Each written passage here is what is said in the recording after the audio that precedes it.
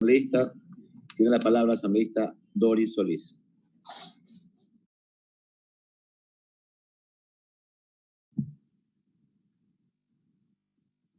¿Se me escucha, presidente? Le escuchamos, asambleísta. Prosiga, por favor. Gracias por concederme el uso de la palabra, presidente, colegas asambleístas, pueblo ecuatoriano que nos escucha en esta tarde, en la que vamos a dar un paso muy importante para los derechos humanos en el Ecuador y en el mundo, al ratificar, como espero que lo hagamos y de manera unánime, la Convención sobre la imprescriptibilidad de los crímenes de guerra y los crímenes de lesa humanidad. Inicio saludando el trabajo de la Comisión y el hecho de que de manera unánime recomienden a este pleno, como no puede ser de otra manera, la ratificación de este importantísimo instrumento de defensa de los derechos humanos en el país y en el mundo. Como coordinadora del Grupo de Derechos Humanos, quiero también expresar que venimos en este grupo que es pluripartidista e integrado por más de 30 asambleístas, trabajando los diferentes instrumentos internacionales y la problemática de derechos humanos, y por lo tanto queremos hacer escuchar nuestra voz e invitar a que el Pleno de la Asamblea Nacional pueda pronunciarse en esta tarde de forma unánime, apoyando la ratificación de esta convención tan importante. Ya lo decían los colegas que me antecedieron en la palabra, los datos históricos o los hechos históricos que anteceden a esta convención son, por un lado, el Estatuto de Roma y la creación de la Corte Penal Internacional. Pero este instrumento tiene la virtud de clarificar algunos conceptos. La imprescriptibilidad, como todos entendemos, quiere decir que no puede quedar sin castigo estos crímenes tan graves contra los derechos de las personas y de los colectivos. Es decir, podrán ser juzgados en cualquier fecha, en cualquier tiempo. No prescriben y deberán ser castigados como una herramienta eficaz para prevenir que sigan cometiéndose estos crímenes. Por otro lado, clarifica los conceptos que estamos entendiendo sobre genocidio, esa matanza o esa lesión grave a grupos de personas que lamentablemente ha presenciado, ha vivido la humanidad. ¿Cuáles son los crímenes de lesa humanidad, los asesinatos, la privación injusta de la libertad, la tortura, la persecución por ideas políticas o religiosas, la persecución a grupos o colectivos con identidad propia fundamentados en sus ideas políticas y religiosas? Es un crimen de lesa humanidad. También los crímenes de guerra y los crímenes de agresión. Creo por ello que es muy importante reforzar lo que ya señala el Estatuto de Roma con esta herramienta fundamental. Y además, esta convención señala la necesidad de que los estados fortalezcamos las herramientas tanto constitucionales como legislativas para impedir la prescripción de estos crímenes y favorecer la extradición y el castigo de los mismos. Además de los artículos que han destacado en esta tarde mis colegas, quisiera destacar el artículo 417 en el capítulo relativo a los tratados e instrumentos internacionales, que señala que aquellos tratados internacionales ratificados por el Ecuador se sujetarán a lo establecido en la Constitución, y en el caso de los tratados y otros instrumentos internacionales de derechos humanos,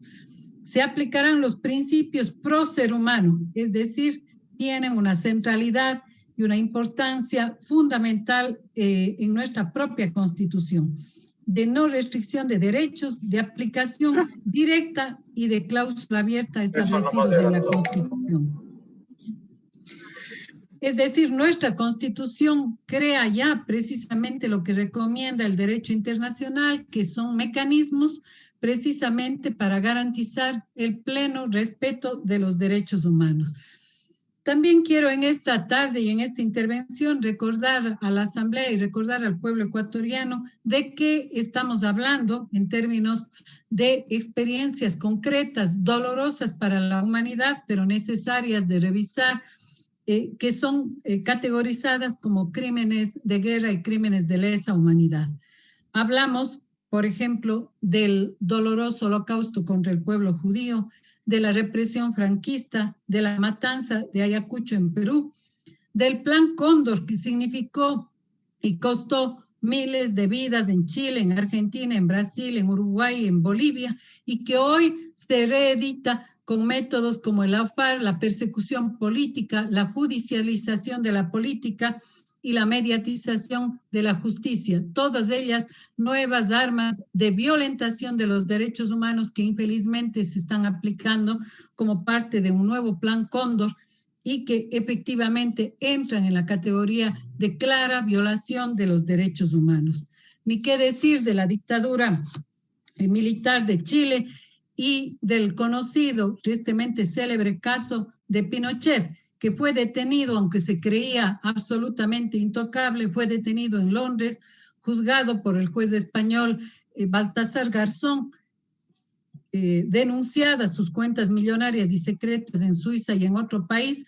y sentenciado por sus crímenes en la sociedad chilena. Esos son ejemplos nefastos y lamentables en la historia de la humanidad de algunos de los más sonados casos de crímenes de lesa humanidad, de los cuales debemos justamente aprender para que ojalá la humanidad y la sociedad ecuatoriana nos enrumbemos en el pleno cumplimiento y respeto de los derechos humanos. Pero quiero también, señor presidente, en el tiempo que me falta, llamar la atención de esta asamblea sobre en qué contexto estamos ratificando en este momento esta importantísima convención sobre los delitos de lesa humanidad y crímenes de guerra, en una situación lamentable para los derechos humanos en el contexto ecuatoriano. Quisiera recordar que desde la primera sentencia de la Corte Interamericana de Derechos Humanos allá en el año 97, el Ecuador tiene el triste récord de haber cumplido 23 sentencias en 23 años, sentencias de violación de los derechos humanos por parte de la Corte Interamericana de Derechos Humanos. No son tipificados, ni estoy hablando de que sean crímenes de lesa humanidad, son, sin embargo, sentencias gravísimas contra el Estado ecuatoriano por la violación de los derechos humanos. 14 de estos casos, en estos días se han publicado sendos análisis de los 23 casos, 14 relativos a la fuerza pública como principal agente de violación de los derechos humanos,